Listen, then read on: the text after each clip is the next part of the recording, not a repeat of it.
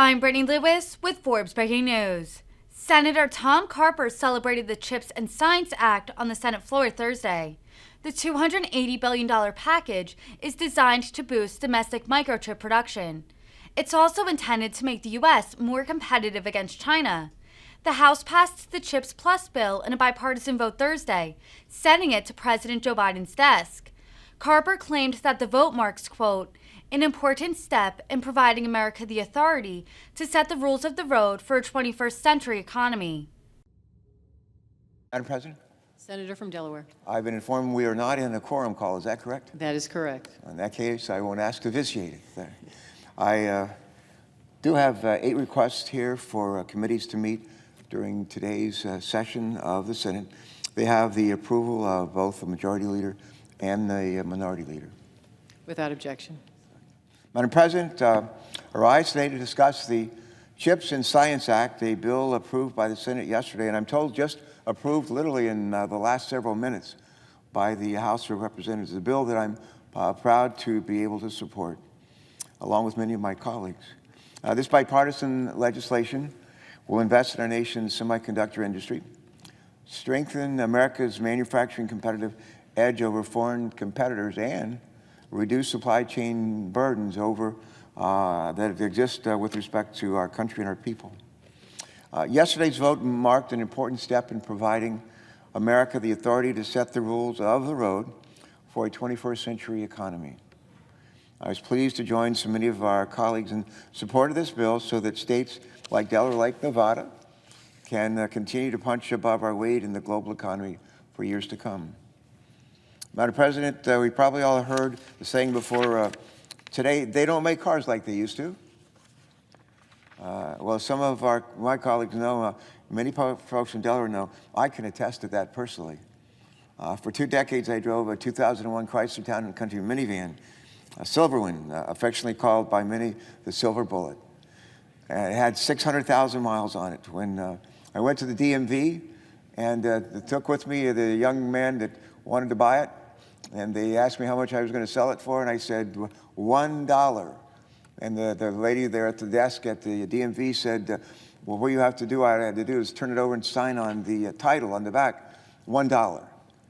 And so I wrote $1, and I signed the document, and as did the purchaser. And then the lady at the DMV said, there's a transfer fee that you have to pay for the vehicle. And I said, what is it? And she said, 3%. I said, 3% of $1? And she said, yes. And I pulled a nickel out of my pocket and gave it to her and said, keep the change. But my old minivan is more popular and famous in my little state than a lot of places that I was. But anyway, that vehicle had seen every corner of the first state with some 600,000 miles to her name. She carried Carper town staffers and constituents, family members, and even a future president. But when it came time to retire early last summer, through anguish and heartache, I opted for a slight upgrade, a red Tesla Y, that maybe someday will have 600,000 miles on it. We will see. And let me tell you, though, they don't make cars like they used to. They make them a lot better, a whole lot better, and a whole lot cleaner as well. On top of being fully electric, and let me just say that we, 2, 3, 4 years ago, our selection of electric vehicles, low emission, no emission vehicles, was limited, very limited. And folks from Tesla were largely outside of the gate first. The people from GM had come up with a very good hybrid vehicle for a number of years. But it took a long time for us to actually get into the business. Both domestic manufacturers and foreign manufacturers are building and selling fully electric vehicles. But on top of being fully electric, right when you step in these new cars, including the one I own, you see a world of technology in front of us. A state-of-the-art touch screen GPS system, backup cameras, digital heating and air conditioning controls. It's a far cry from my old minivan that drove so many miles. Its odometer, the odometer actually died on me at 500,000 miles. I don't know exactly how many miles it did have, but it had a lot. But at 500,000 miles, I went to Dover Downs, the Miracle Mile, the Monster Mile, where we do auto racing, NASCAR racing, and they let me drive my minivan around the track as fast as it would go. And holding the starter flag out the window, I thought it was going to rip my arm off, but it didn't.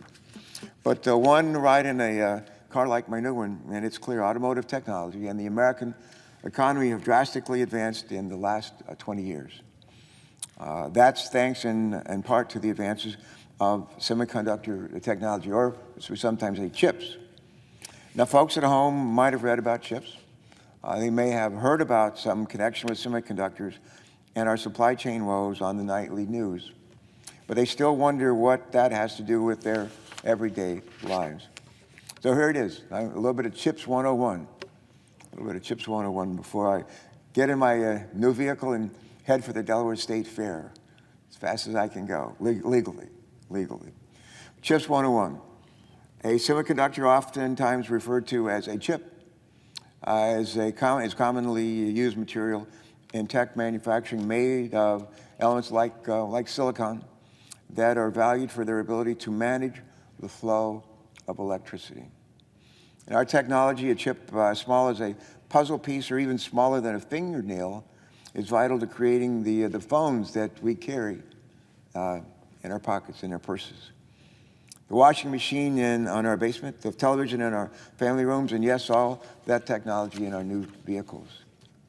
But more than that, semiconductors have a vital role to play in some of the medical equipment that monitors our health and the weapon systems that protect our country.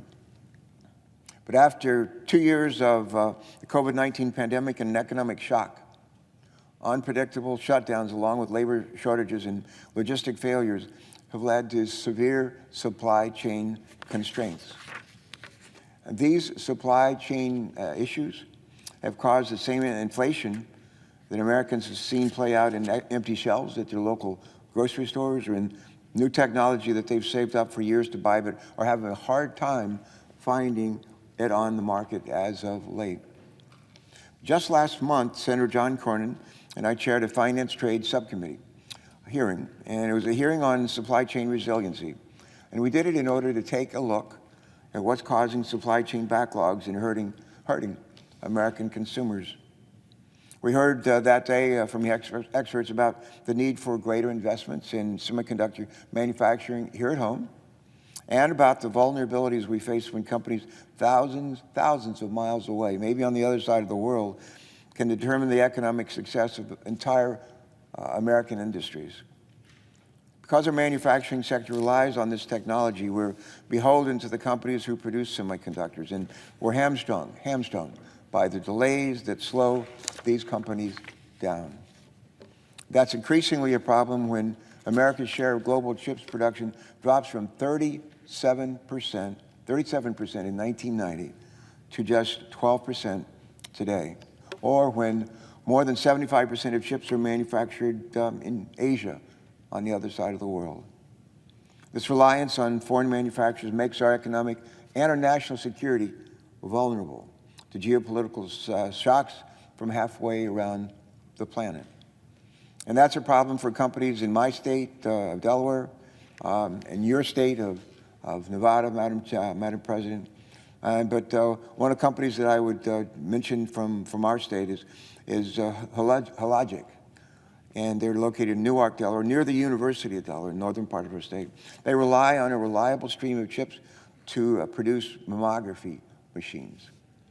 For Hologic, a shortage of chips means not just slower production of new mammography machines, but a struggle to replace and repair old machineries that women across our country rely on for vital preventive care to detect breast cancer. After more than 2 years of this pandemic and cancer screenings all too often delayed for months, that means more clinics and doctors' offices with outdated equipment will offer limited screenings. And that means more women in states like mine, like yours, across America will have to put screenings that could save their lives on the back burner. And that's just one very serious real-world example of why these investments are critical to families and they're critical to businesses up and down the first state and across the United States. So, Madam President, we can and we should take action to address some of the weaknesses in our economy and to compete with countries like China in the process. And that's why I'm proud to support the CHIPS and Science Act. It's a much-needed investment for the manufacturing of semiconductors and the development of other critical technologies in our country, and will provide tax incentives to make our tech sector the envy of the world once again. By investing in American-made chips, we can reduce costs of technology for Americans, we can improve supply chain reliability, and we can create new opportunities and jobs for a lot of American workers. And by investing in the National Science Foundation and the American Innovation Hubs, we have an opportunity to jumpstart American innovation and growth once again. This legislation will make life a bit easier for businesses and consumers across America, from car dealerships in Delaware on the East Coast and your state of Nevada, out there in the middle of the Great West. From car dealerships in Delaware that don't have enough inventory to meet customer demands, to struggling manufacturers to access critical parts and inputs. And as Commerce Secretary Raimondo and Defense Secretary have made clear over the last couple of weeks, including a briefing they held with us, this bill will bolster both our economy and both our economic and our national security. But not only that, to not invest in American jobs in manufacturing, as Secretary Raimondo described it, would cause, her words, this is a quote, irreparable harm to the United States economy and the United States military operations, close quote. Because when America isn't in the driver's seat, someone else is, and they're taking the wheel, and America may well fall behind as a result. So we have not just an opportunity, I think we have an obligation to American consumers and to our nation's workforce to invest right here at home. The action we're taking should be the beginning rather than the end of our efforts to strengthen once again America's economic competitiveness. There are many bipartisan ideas on the table through the debate over this legislation. Some ideas that didn't make it into the final bill. Many of them were worthy of our future consideration. And as the chairman of the Finance Committee on International Trade that I lead with Senator Cornyn, I will continue advocating for greater economic engagement with our allies across the globe, and especially in the Asia and Pacific. There is more we can do. I'll say that again. There is more we can do and must do to strengthen supply chain resiliency, combat unfair trade practices, and support American worker and innovation. But, Madam President, I was proud to vote in favor of CHIPS and Science Act because, first and foremost, I serve people of the first state. And yesterday's vote will mean investments that create jobs for Delaware workers in states around us. We have a lot of people in other states who work in Delaware, even though they live in Pennsylvania or New Jersey or Maryland. But yesterday's vote will mean support for the technology that keeps our loved ones healthy and safe. And it will also mean more affordable goods delivered faster to families in the first state and every other state. I want to commend the House of Representatives for the action that they took today in passing of this legislation. And Madam President, when I leave here today, I'm going to go out and get in that red sports car that I drive these days.